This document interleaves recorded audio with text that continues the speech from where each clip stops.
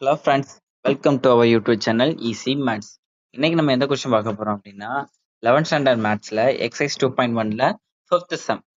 Find a positive number smaller than 2 power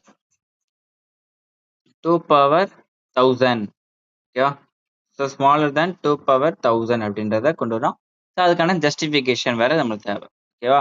so first நம்மளுக்கு என்ன அப்படின்னா ஒன் பாசிட்டிவ் இன்டிஜர் வந்து என்ன எடுக்கிற அப்படின்னா 2 பவர் 1/2 பவர் 1001 அப்படின்றத நம்ம எடுக்கலாம். ஓகேவா? சரி, ஃபர்ஸ்ட் நம்மளுக்கு தெரியும் 1001ங்கிறது 1000ஓட அதிகம் அப்படிதானே? So strictly greater than 1000. ஓகேவா?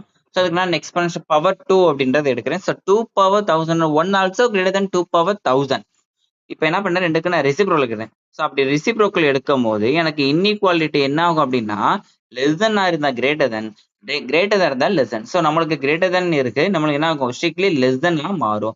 So 1/2 power 1001 is less than 1/2 power 1000.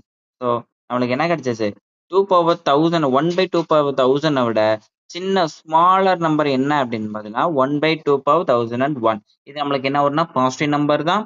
ஓகேவா? இந்த பாசிட்டிவ் நம்பர் தான் என்ன அப்படின்னா ஸ்ட்ரிக்ட்லி ஸ்மாலர் தென் 2 பவர் 1000. ஓகேவா? தேங்க்யூ.